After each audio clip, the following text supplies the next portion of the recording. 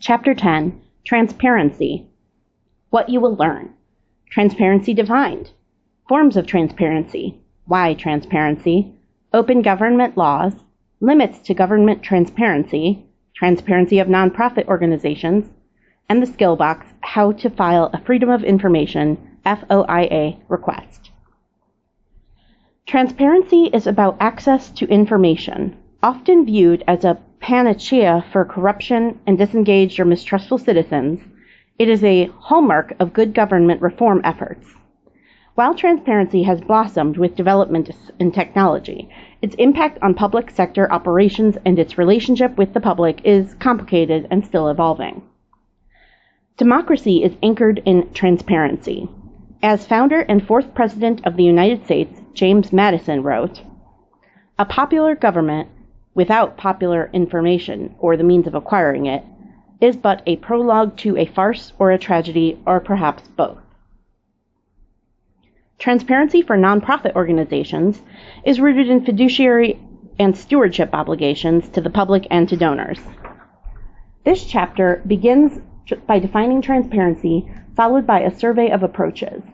The range of outcomes associated with increased transparency is reviewed along with the drivers. Key laws and practices are then reviewed with a focus on the Freedom of Information Act. Circumstances where transparency is problematic are reviewed because the positive connotations of transparency can obscure its limitations. Finally, transparency in nonprofit organizations is explored with a review of current and emerging trends. Occasionally, public sector transparency emerges in a way that is out of government's control. The following case describes how WikiLeaks launched a new era of government transparency, raising a number of fundamental lessons for traditional efforts to promote open government.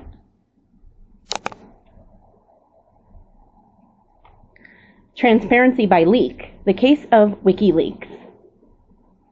Leaks are nothing new in government. Philosopher Cicely Bach observes that leaking has a symbiotic relationship with secrecy. Without secrecy, there would be no need to leak information. The unofficial and often surreptitious release of information is traditionally carried out through the media. Leaks range from casual tips of unnamed government sources to the systemic sharing of sensitive information for broad dissemination. Leaks are an extreme but prominent form of public transparency. One of the most famous leaks in U.S. history is referred to as the Pentagon Papers. A classified Department of Defense report on military activities in Vietnam was photocopied and passed to the New York Times and other newspapers. In 1971, the resulting publication of damning excerpts from the report seriously damaged White House and military credibility. In subsequent decades, leaks have remained a prominent informal venue for transparency. Leaking public information has grown easier with advancements in information technology, particularly the ability to copy, transport, and disseminate information through online venues. The most visible and active repository for leaked information is WikiLeaks, a nonprofit organization founded by Julian Assange and launched in 2006. More than 10 million documents have been anonymously released through the WikiLeaks website. Assange describes the organization as a giant library of the world's most persecuted documents.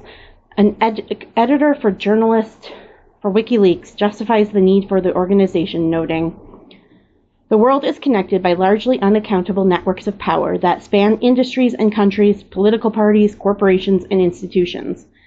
WikiLeaks shines a light on these by revealing not just individual incidents, but information about entire structures of power." The site played a central role in a series of information releases related to the federal government. In 2010, a video of a deadly encounter between the U.S. Apache helicopter with civilians and reporters in Iraq was posted, along with hundreds of thousands of classified documents related to the wars in Afghanistan and Iraq. Nearly 250,000 U.S. State Department's diplomatic cables followed. WikiLeaks released damaging emails from the Democratic National Committee and candidate Hillary Clinton's campaign chairman in the lead up to the 2016 presidential election. In 2017, a trove of Central Intelligence Agency documents were posted. Unsurprisingly, the information released by WikiLeaks has been applauded by some and denounced by others.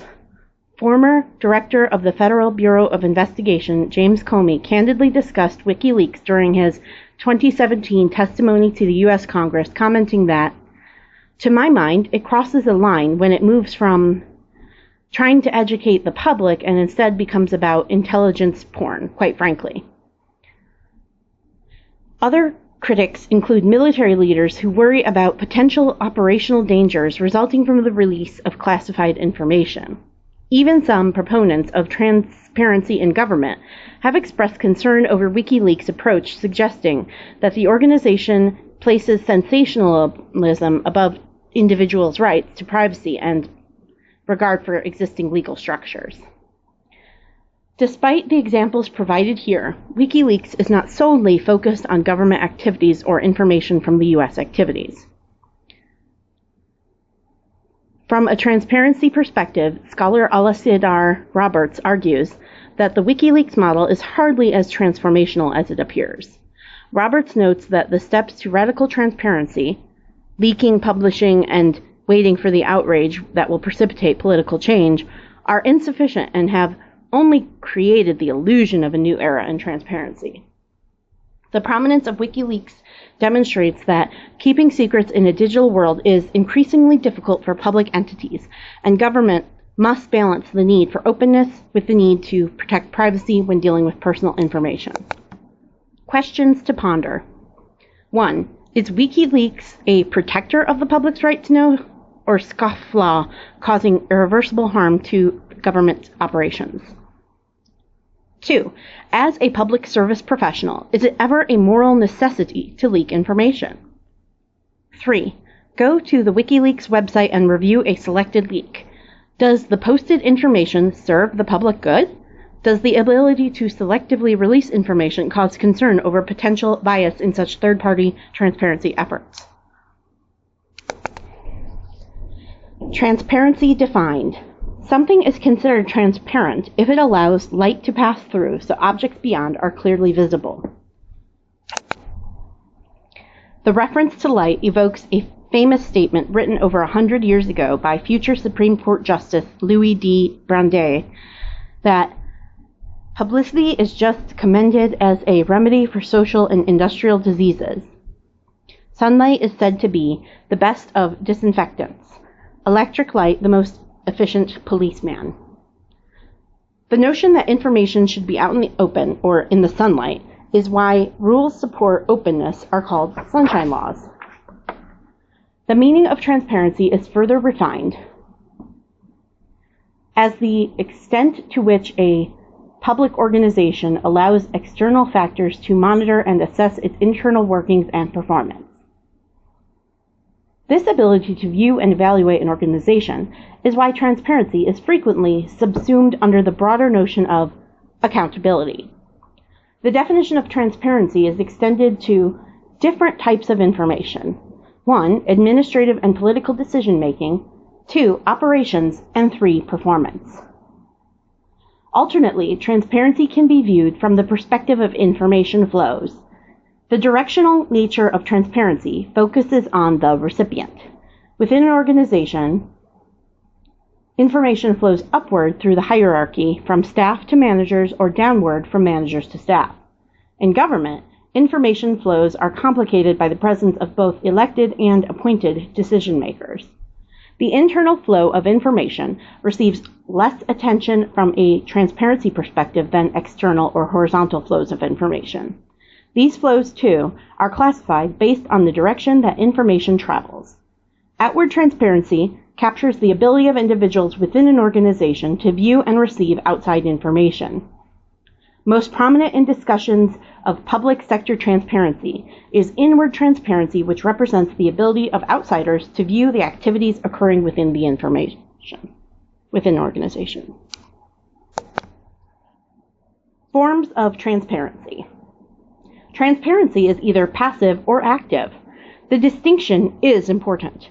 Passive transparency is reactive. It requires an action by an outsider who requests information from an organization. Alternatively, active transparency occurs when an organization makes information accessible to the public in the absence of a specific request. Active transparency includes actions such as posting videos of city council meetings, maintaining up-to-date municipal websites, or timely publication of congressional hearing transcripts. Online platforms have enabled an explosion in active transparency. Targeted transparency is a type of active transparency. It occurs when mandated disclosures of information, usually driven by government regulation, are made to alleviate information asymmetries. For example, New York City required restaurant chains to post calorie counts on menus beginning in 2008, despite strong opposition from restaurant owners. The forced transparency of nutritional information was a response to public health concerns over rising rates of obesity. Indeed, transparency compelled by government is considered by some to be just another type of regulation rather than an alternative approach to influencing behavior.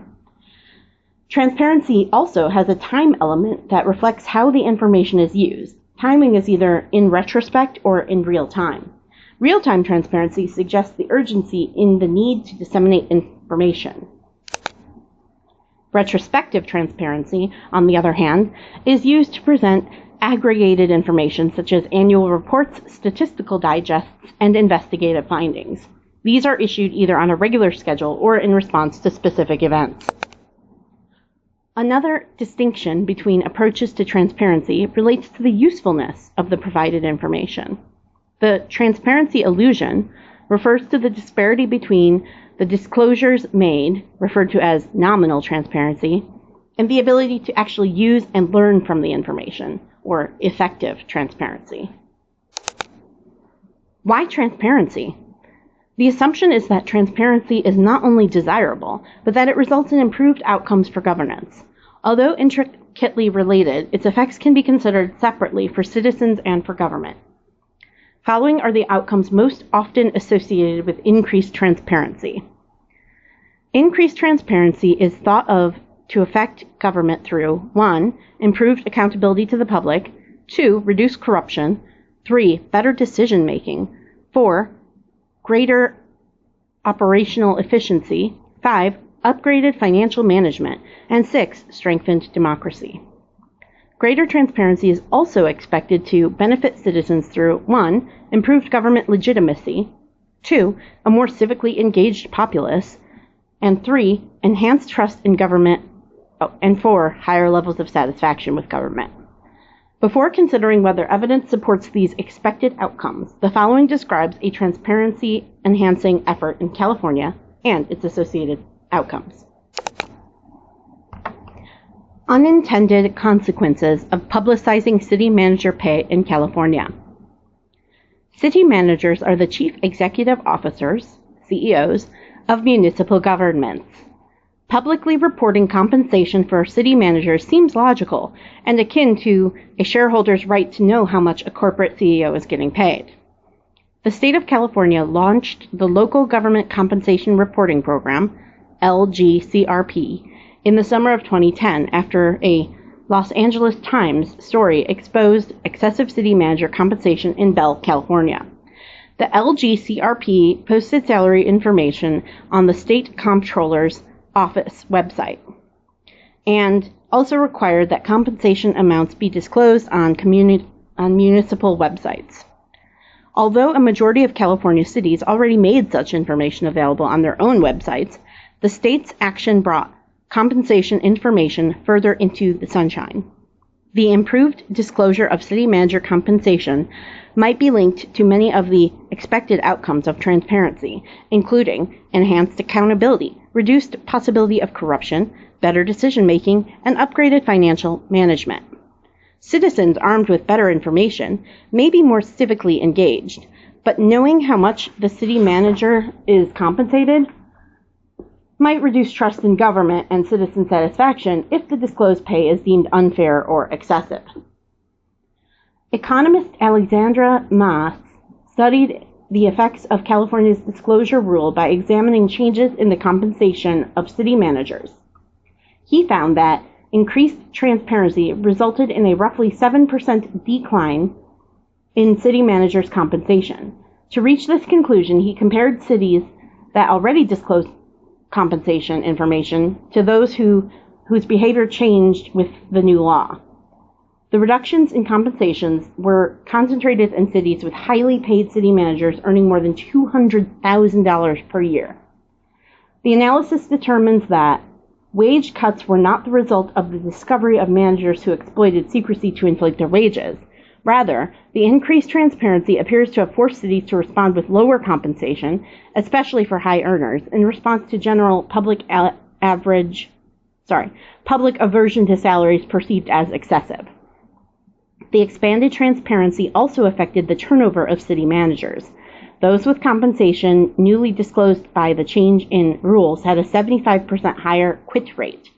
The lesson from this is that transparency efforts, despite best intentions, can lead to unexpected outcomes such as increased turnover among city managers or reducing salaries that were not out of line for the responsibilities of the job.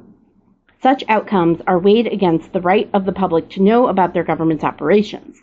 The nearly 6 million views of California's new transparency website in a little more than 2 years demonstrates that the wages and benefits of public employees are of interest to citizens. The diversity of government settings in which transparency efforts are conducted makes it challenging to generalize the effects. As shown in Table 10.1, a review of the literature demonstrates that lessons from research on the subject are inconsistent. There are a handful of findings, though, where evidence supporting the outcomes rests on an increasingly solid foundation. In particular, greater transparency is associated with reduced levels of corruption and improved financial management. Satisfaction with government from the citizen perspective also appears to be enhanced with transparency. Evidence on the remaining outcomes is more mixed. Drivers of government transparency. Given the mixed evidence for benefits of transparency, one might ask for what are the forces that drive public transparency efforts. There are a long list of actors who serve formal and informal roles of monitoring and oversight to preserve government accountability. From the perspective of congressional oversight, there are two primary forms. The first, and less utilized, is labeled police patrol oversight, where regular systematic monitoring of government activities is conducted akin to a routine police presence in the neighborhoods looking for improper conduct. Alternatively, fire alarm oversight refers to the decentralized reactive process where, instead of sniffing for fires, Congress places fire alarm boxes on street corners, builds neighborhood firehouses, and sometimes dispatches its own hook and ladder in response to an alarm. In other words, fire alarm oversight responds to newly identified and urgent problems. Table 10.1. Empirical support for relationships between transparency and government citizen outcomes.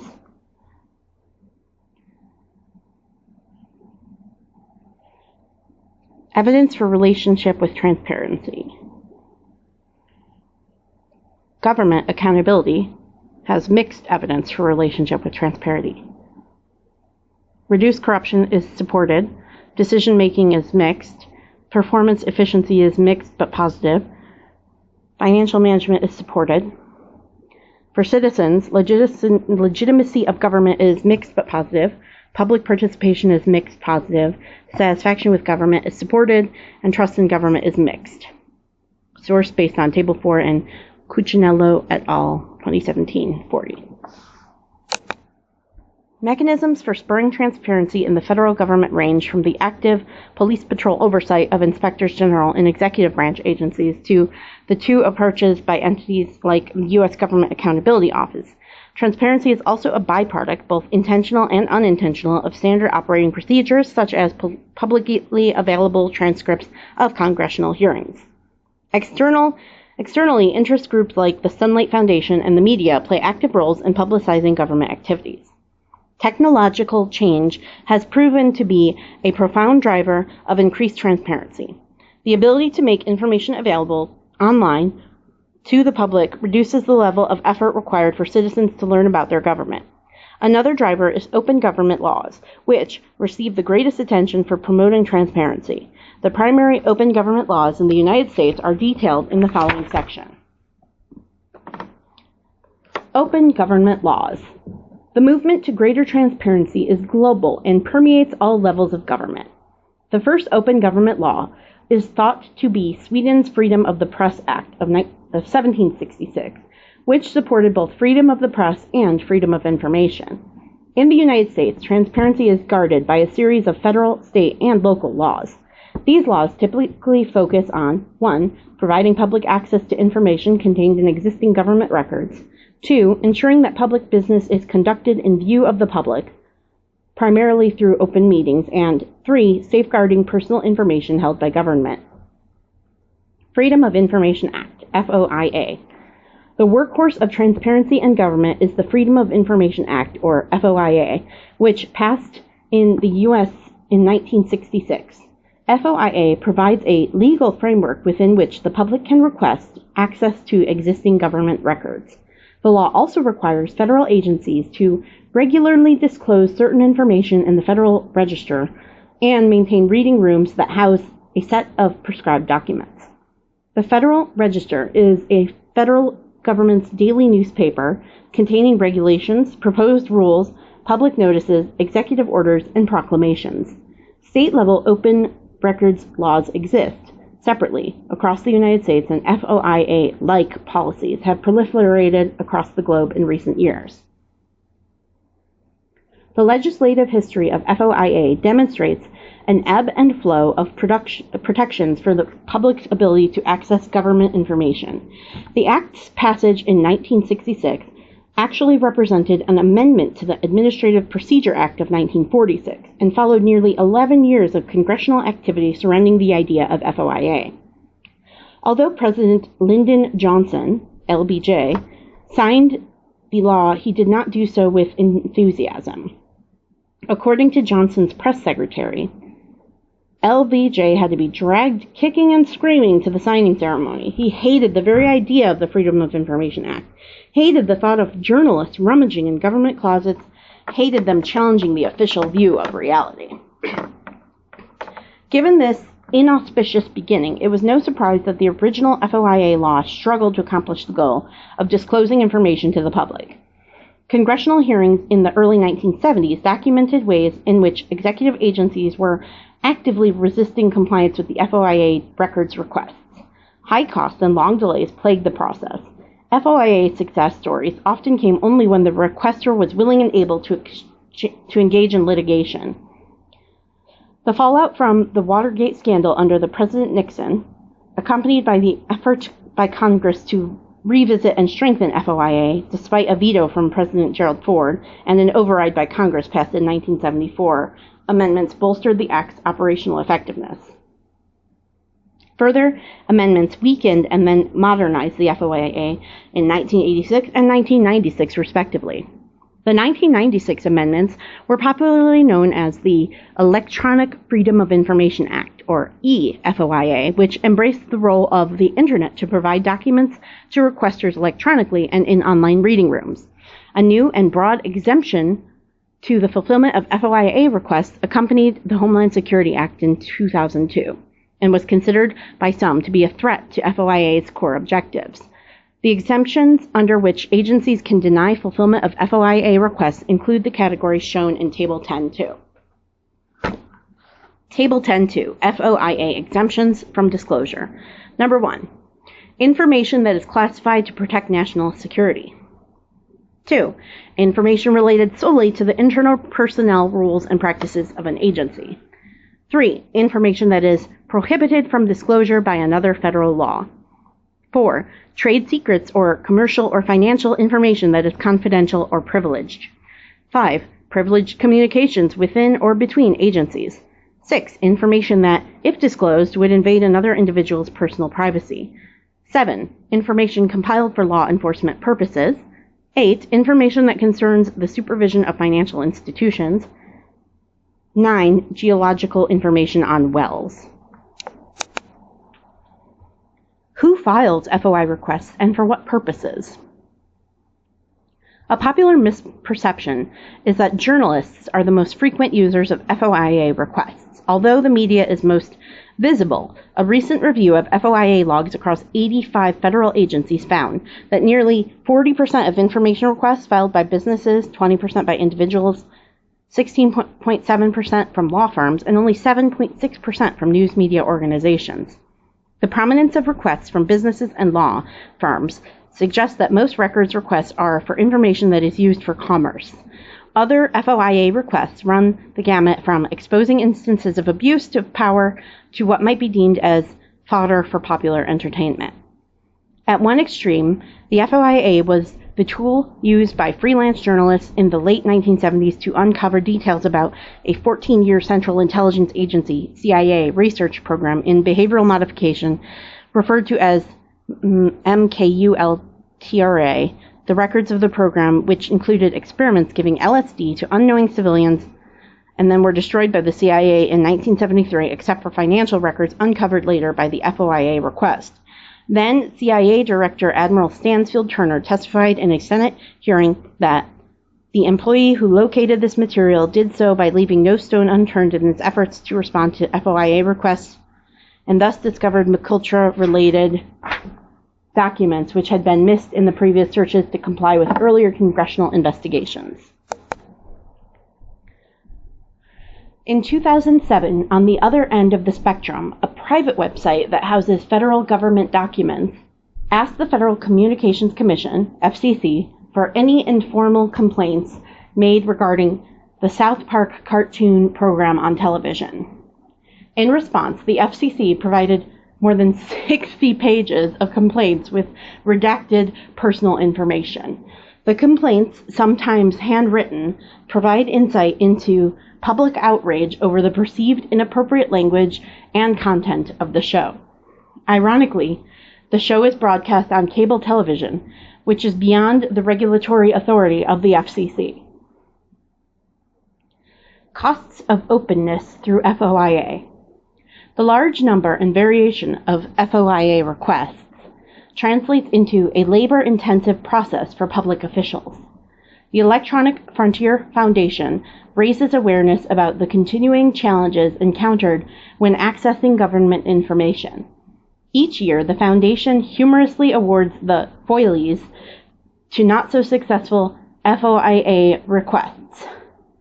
The Outrageous Fee Award in 2017 was given to the Missouri Department of Health and Senior Services for a request to receive state vital statistics data, birth and death records, filed by an organization called Reclaim the Records. The department initially determined that fulfillment of the request would cost $1.5 million for approximately 35,000 hours of labor, despite the filer's expectation that the information could be gathered from a basic database query. Such an extreme cost of disclosure is the exception, but there are real and substantial costs to openness that are worth consideration. In the fiscal year 2016, nearly 800,000 FOIA requests were submitted to the federal government. More than 4,000 workers were dedicated to fulfilling these requests at an estimated cost of $514,614,589. The $4 million in fees collected and associated with the FOIA requests accounted for less than 1% of the incurred costs. $500 million a year is a lot of money. Taxpayers are left to judge for themselves whether the costs of FOIA are worthwhile. Relative to other federal government spending, though, the annual amount spent on FOIA compliance is roughly equivalent to less than half a day's annual interest.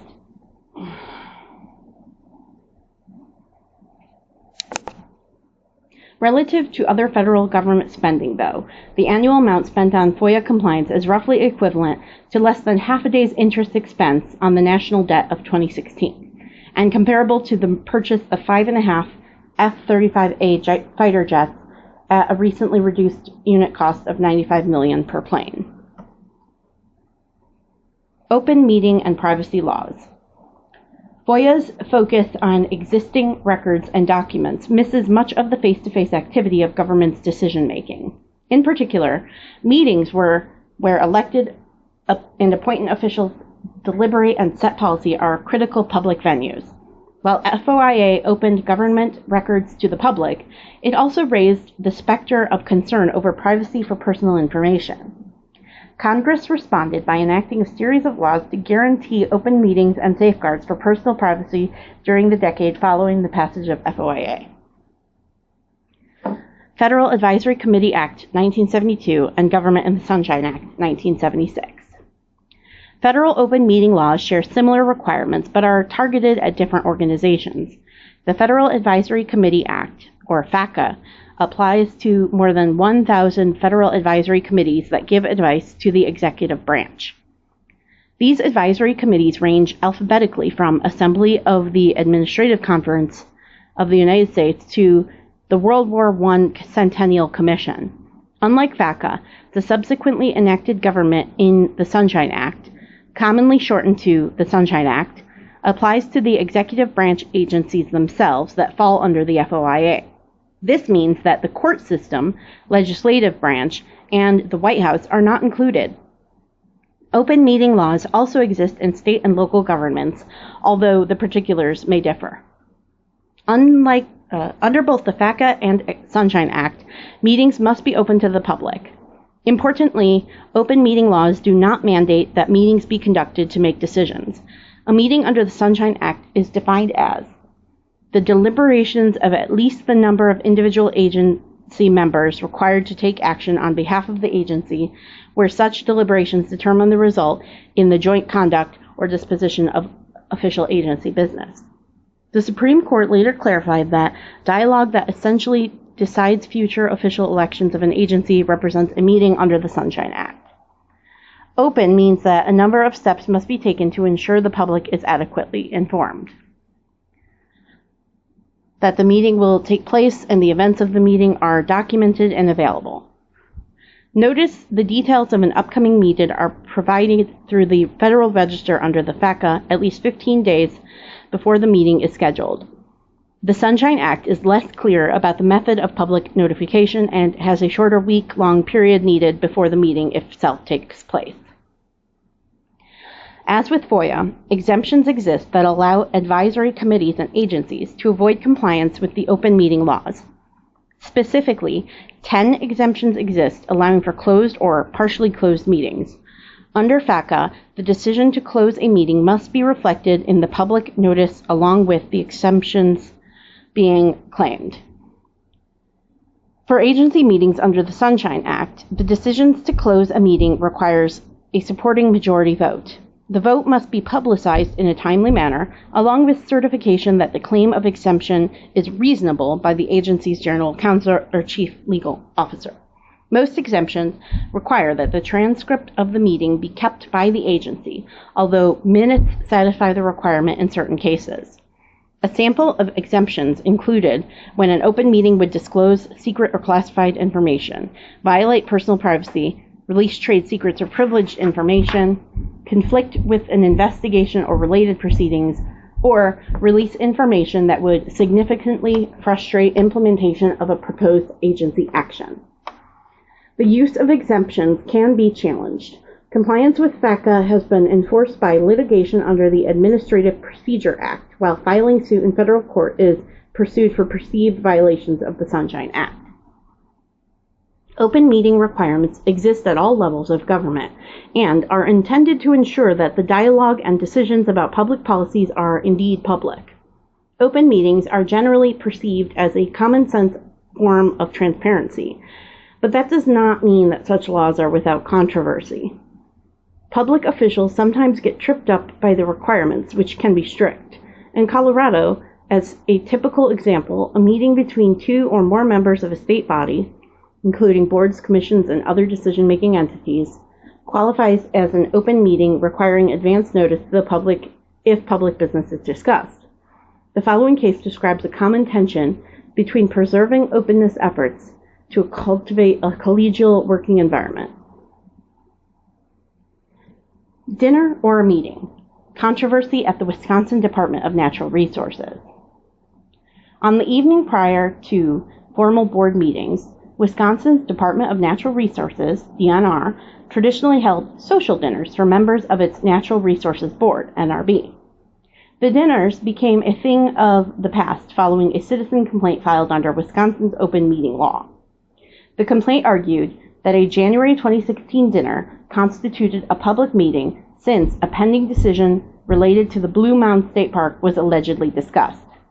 Although DNR asserts compliance with the law due to the social nature of the dinners, the decision to temporarily halt the practice of the dinners was made to satisfy a desire for the utmost transparency. According to the DNR, future social events for board members will be publicized in advance, and board members and staff are expected to avoid DNR or NRB business discussions during any purely social gathering. The Privacy Act, 1974. With the Watergate scandal as backdrop, Congress passed the Privacy Act in 1974. Despite being categorized as an open government law, the Privacy Act differs because its focus is on protections for individual privacy. The policy objectives, as described by the U.S. Department of Justice, include balancing the government's need to maintain information about individuals with the rights of individuals to be protected against unwarranted invasions of their privacy stemming from federal agencies, collection, maintenance, use, and disclosure of personal information about them. In practice, this means that the federal government is obligated to limit disclosing personally identifiable records that it maintains. Most visible, the Act allows individuals to address inaccuracies in those records. Similar to the FOIA process, individuals can write a letter to any federal agency asking for records about the requester. Such letters typically refer to both Privacy Act and FOIA as a basis for the request. Finally, the Privacy Act established as a set of fair information practices related to government records. Limits to government transparency. Future Supreme Court Justice Antonin Scalia once famously referred to FOIA as the Taj Mahal of the doctrine of unanticipated consequences, the Sistine Chapel of cost-benefit analysis ignored, to highlight the law's primary use by private businesses and the high cost fulfilling requests. Then, Professor Scalia's critique is summed up in the following paragraph. The Act and its amendments were promoted as a means of finding out about the operations of government. They have been used largely as a means of obtaining data in the government's hands concerning private institutions. They were promoted as a boon to the press, the public interest group, the little guy. They have not been used most frequently by corporate lawyers. They were promoted as a minimal imposition on the operations of government. They have greatly burdened investigative agencies and the courts. In short, it is a far cry from John Q. Public finding out how his government works. Critics of transparency raise a number of concerns about openness in addition to the costs of the fact that primary use of open government laws is not actually by the public. Moreover, there are generally acknowledged limits to transparency when dealing with a number of sensitive government topics, like military strategy. Beyond the areas of incompatible with openness, there is a potential for misinterpretation of government information. The risk of misinterpretation is due to the complex nature of government activities and an unbalanced focus on negative information by the media. Scholar Amitai Etzioni points out that transparency, unlike other forms of regulation, has a major disadvantage. It assumes that those who receive the information released by producers or public officials can properly process it, and that their conclusions will lead them to reasonable action. Another issue with transparency is that it may impede thoughtful policymaking if decision makers are less likely to speak freely and less likely to compromise under the bright lights of open government and that demand posturing and hardline stances. Although occasionally mentioned as a solution to legislative gridlock, reducing government transparency is a contentious and unpopular policy shift. Finally, greater transparency is frequently at the expense of cherished privacy. An emerging concern over transparency is that it may be less compatible with evolving forms of governance.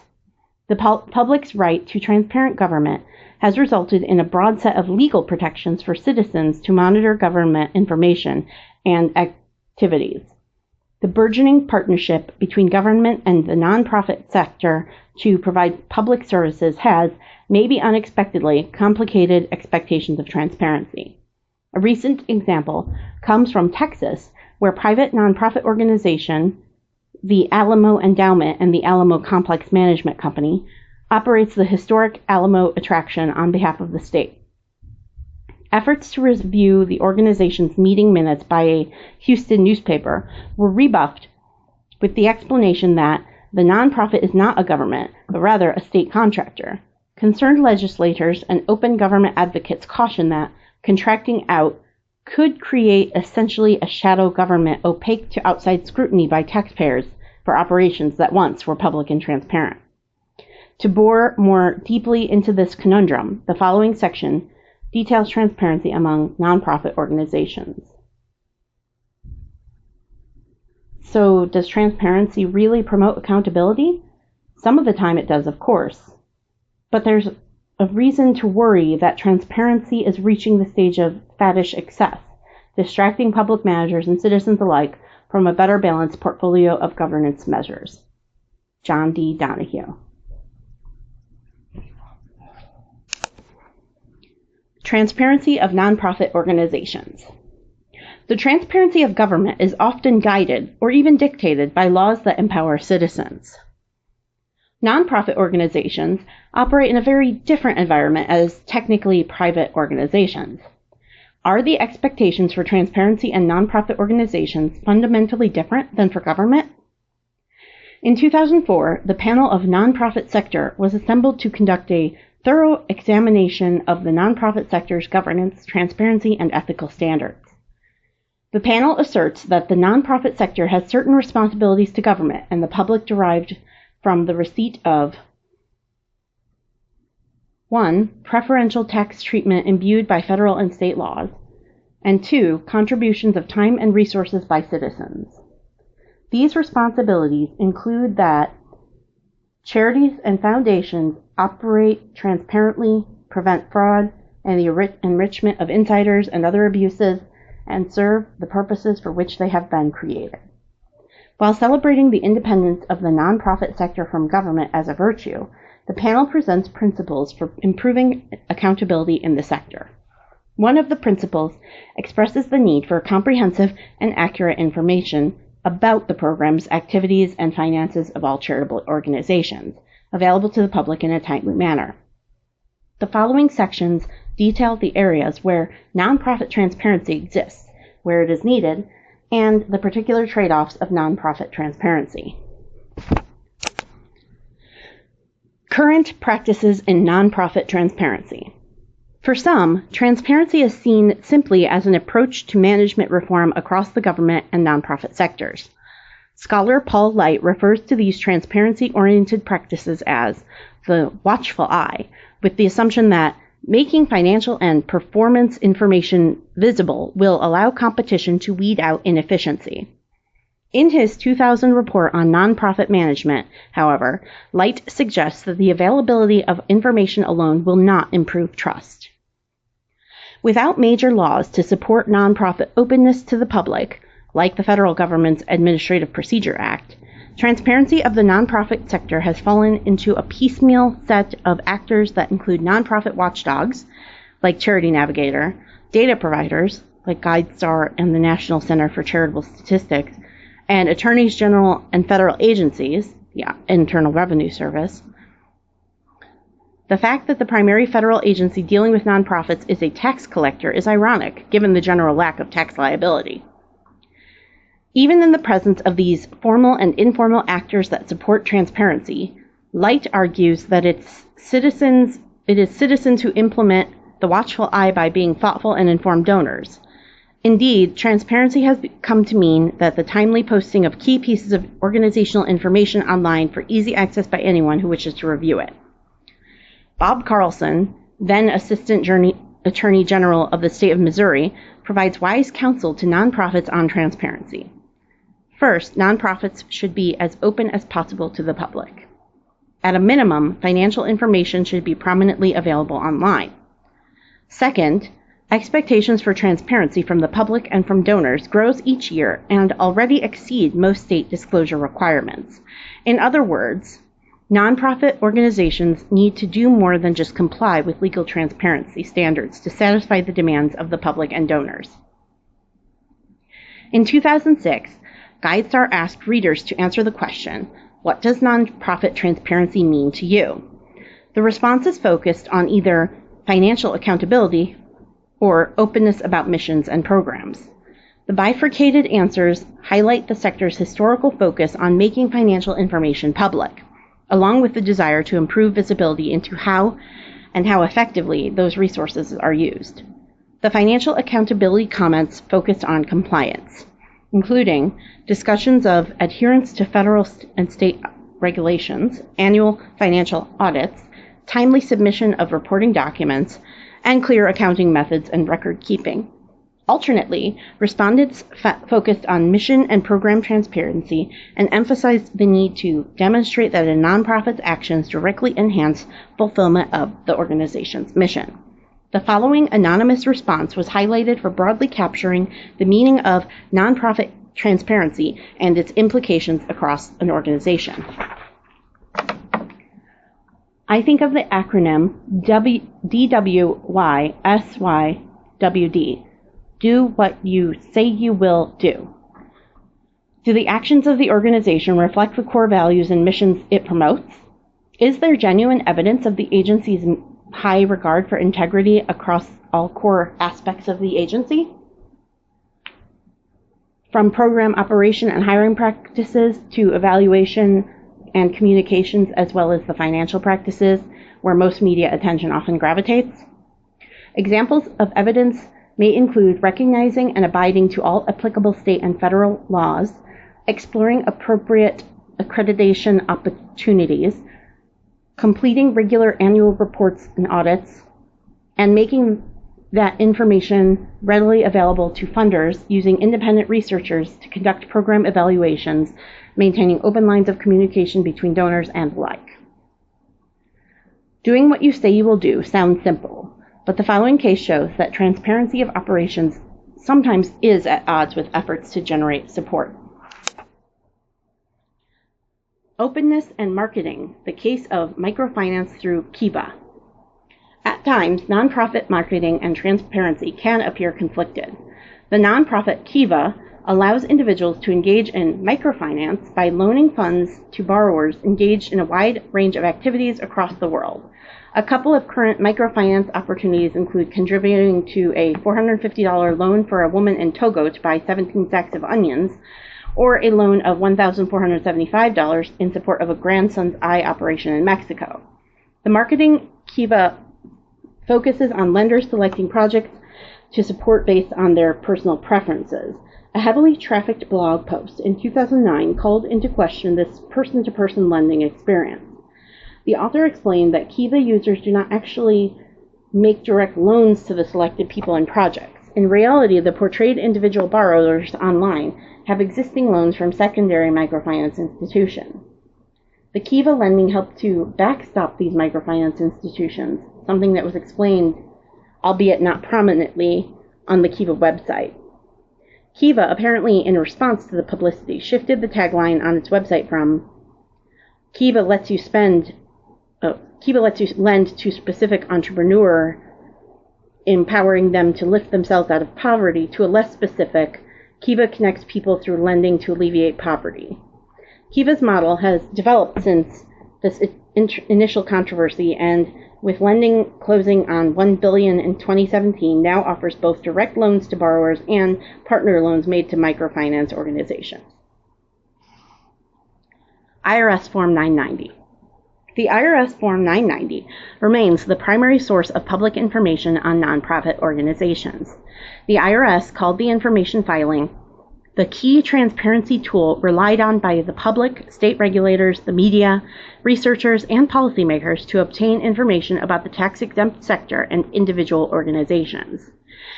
In 2007, the IRS engaged the nonprofit community in a major redesign effort of the Form 990. After decades of tinkering with the form, the popular perception was that it lagged the development of the nonprofit sector. The first guiding principle of the redesign effort was enhancing transparency, meaning that the form should clearly describe the nonprofit organization and allow for meaningful comparisons with peer organizations. The redesigned form was adopted for the 2008 tax year, and it enhanced transparency and accessibility of information by providing a summary page presenting key details of the filing. On the revised form, financial information for the current filing year is presented with last year's numbers for comparison purposes. Program accomplishments prominently follow the summary section and present the organization's mission and descriptions of its largest programs. The redesigned Form 990 increases the amount of detail provided on governance, management, and disclosure. Questions cover, for example, the independence of the board, the existence of written policies on conflicts of interest, how executive compensation is determined, and whether family or business relationships exist between individuals in the organization. The provided information delves into the structures that are intended to limit fraud and abuse of the nonprofit status. Questions are included about how the organization makes the Forms 1023, application for recognition of exemption, and 990, governing documents, conflict of interest policy, and financial statements available to the public, along with the staff contact responsible for possessing those documents. Despite the usefulness of annual updates, depending solely on the Form 990 to meet the transparency needs of nonprofit organizations is limited by two main shortcomings. As an informational form collected by the IRS, little rigorous insight into the program outcomes can be conveyed. The Form 990 also falls into the category of retrospective transparency. The delay in public access to the filings can be lengthy and reduces the timeliness of the information. The filing of the average Form 990 comes around 8 months after the nonprofit's organization's fiscal year ends. Many organizations delay filing and use multiple extensions, which can push timing to more than 10 months after the end of the fiscal year. Guidance on achieving nonprofit transparency. A GuideStar report on voluntary disclosure practices among nonprofits presents steps for them to strengthen their transparency practices. First, periodically update the organization's website to stay current with changes. Provide any available program evaluations and the organization's underlying theory of change to the public online. Second, include the information on the nonprofit organization's board and staff members, including names, titles, and background. Third, the website is a repository of both required and desired information. Make current the past annual reports, audited financial statements, and IRS letter of determination available online. Form 990 filings should also be made available, especially in the absence of audited financial statements for smaller organizations. Executive compensation. Compensation is a touchy subject for nonprofit organizations, particularly executive compensation.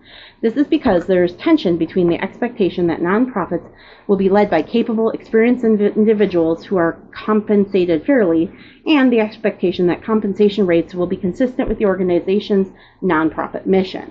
According to Charity Navigator, compensation at nonprofits is the leading topic of complaints they receive. A byproduct of making the Form 990 publicly available is that compensation information is included for board members who are usually unpaid and the most highly compensated employees.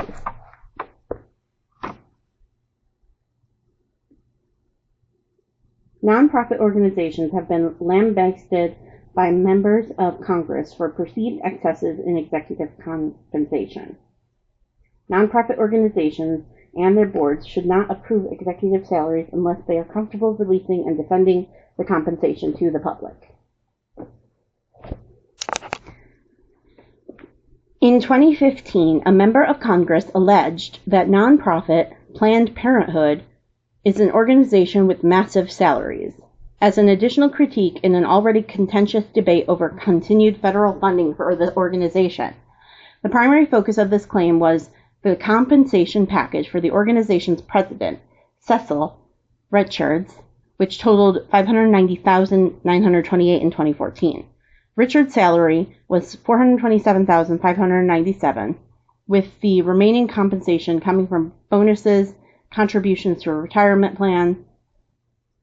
The press looked into the claim that Richards was overpaid by comparing her compensation to the two comparison groups, large nonprofits and nonprofit health care organizations. Using the publicly available executive compensation information on the Form 990 and reports from watchdog organizations, reporters demonstrated that her compensation fell nearly 17% below the average for large nonprofits, and that it greatly lagged behind the salaries for nonprofit hospital chief executives, which ranged from $1.2 to $1.5 million annually. This is an example of how required transparency in nonprofit compensation can be viewed as either a threat or opportunity to justify salary levels. Fundraising practices and expenses. Fundraising is another nonprofit topic that receives scrutiny from public and deserves adequate transparency. Foremost, nonprofit organizations should be honest in calculating and reporting fundraising expenses to the public rather than disguising the costs by shifting them to programs. Related, the practice of compensating professional fundraisers based on percentage of the funds raised is strongly discouraged by professional associations. Fundraising arrangements should always be communicated to potential donors so they know where and how the gifts are being used. Best practices in nonprofit transparency. In response to reports of financial improprieties in charities and the increasing influence of private foundations, some observers argue that the nonprofit sector is possibly the least accountable to outsiders. This lack of transparency is inconsistent with the global trend of increasingly accessible information in government and business. In some countries, governments have taken a renewed interest in providing oversight to the nonprofit sector. For example, the Charity Commission for England and Wales was formed in 2007 to ensure that the public can support charities with confidence, in part by collecting nonprofit organization information, issuing transparency reports, and providing support to whistleblowers on nonprofit misconduct. At about the same time, in the United States, the panel on nonprofits developed recommendations to strengthen accountability. A number of these foreshadowed the direction of today's transparency efforts that encourage disclosure of performance data in addition to financial data. While financial disclosure and audits preclude corruption, performance metrics based on the share of spending directed towards programs offers little information about the effectiveness of those programs.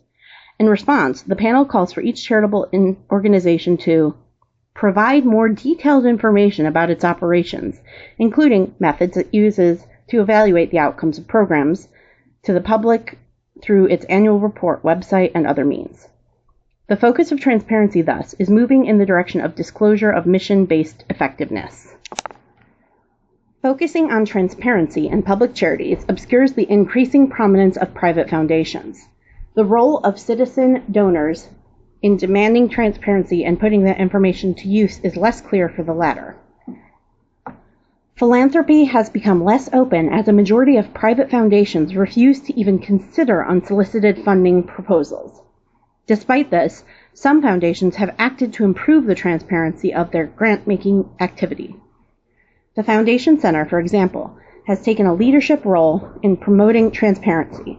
It identifies the following benefits: strengthens credibility, increases public trust, improves grantee relationships, reduces duplication of effort, facilitates greater collaboration, and builds community of shared learning. The following case presents a glimpse at such efforts by the David and Lucille Packard Foundation. Foundations of Transparency, the David and Lucille Packard Foundation. Contributors to private foundations receive upfront tax benefits in return for the promise of future grant-making activity to charitable organizations. Efforts to be transparent by the David and Lucille Packard Foundation were showcased at Best Practices for Foundations more than a decade ago in a 2005 report to Congress. The David and Lucille Packard Foundation is a 40-year-old family foundation that has long provided information about the impact of its grantees. As part of its commitment to transparency and effectiveness, it recently added extensive information on governance to its online presence. The Foundation's website now offers grant seekers, media, and the public access to its bylaws, committee charters, code of conduct and statement of values, conflict of interest policy, and whistleblower policy. It features the Foundation's 990 PF for the previous 5 years and results from its 2 most recent surveys of grantees about the Foundation's performance. An easily accessible place for public access to these policies, financial information, and grantee perceptions, the website has helped educate the public about Foundation's operations, ensured greater accuracy in media reports, and saved staff time in responding to requests from reporters or other interested people. The Foundation continues to provide detailed information to the public on its grant-making activity and, maybe more important, on the efficacy of the giving. A visitor to the website can now search past grant-making activity by keyword, program award amount, or year. For example, a search for grant-making in Colorado returns information on a $150,000 grant made to the Denver Foundation in 2012.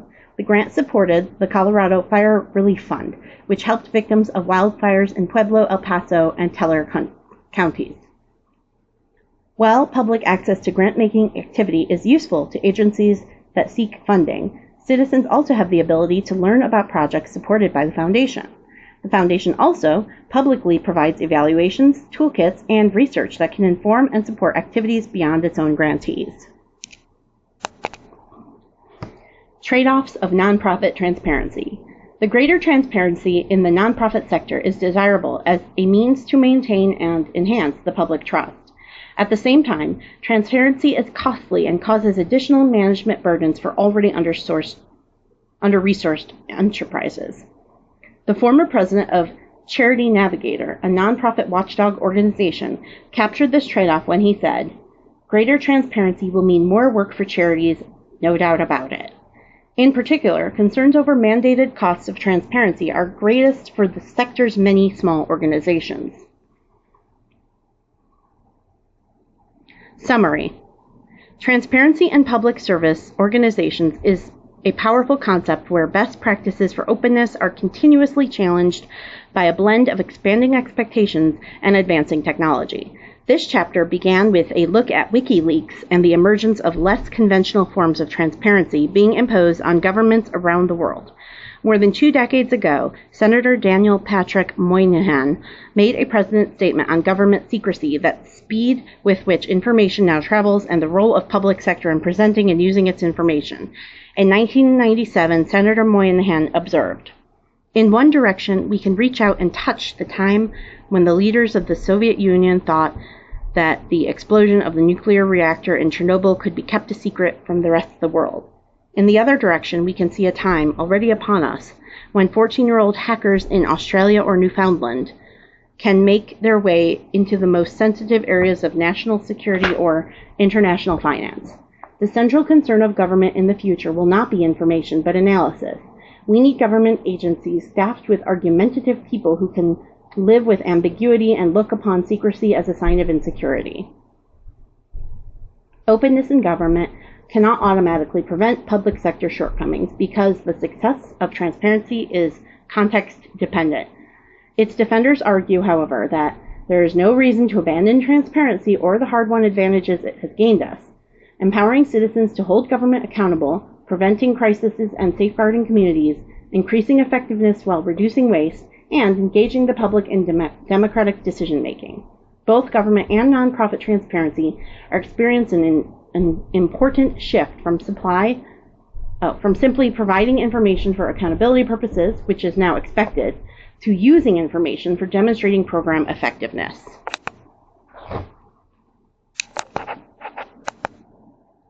Key terms. Active transparency exists when an organization makes information accessible to the public in the absence of any specific request. Exemptions. With regard to the requirement of the Freedom of Information Act, FOIA, these refer to the categories of information for which agencies can deny fulfillment of FOIA requests.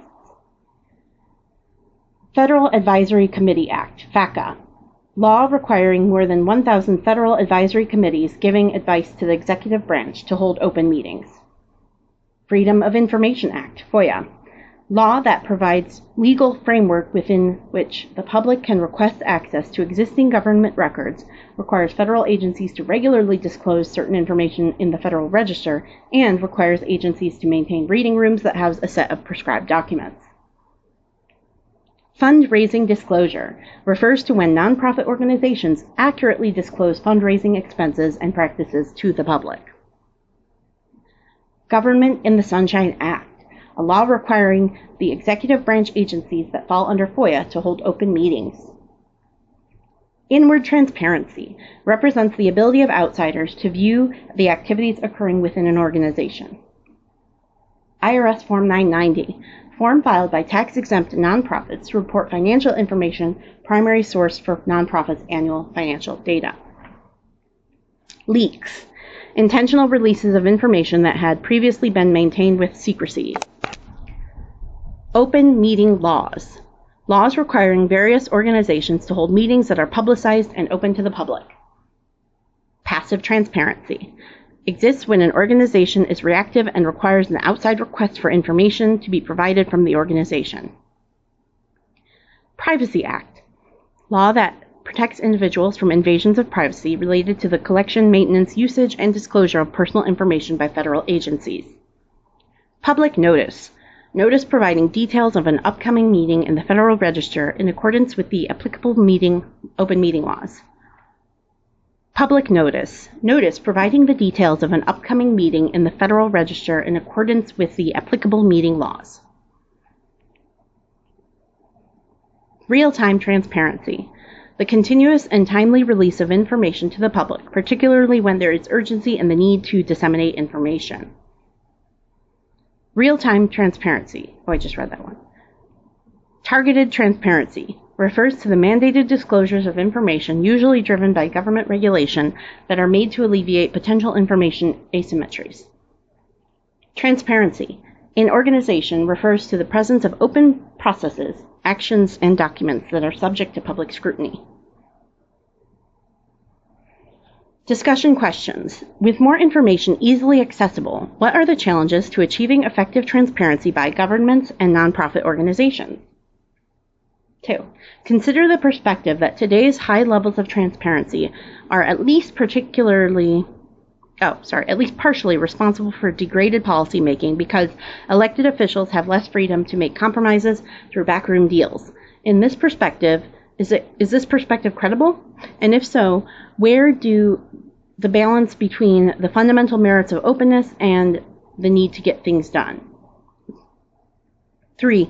Identify and describe an instance either from personal experience or from news accounts where government or nonprofit transparency changed your perception of an organization.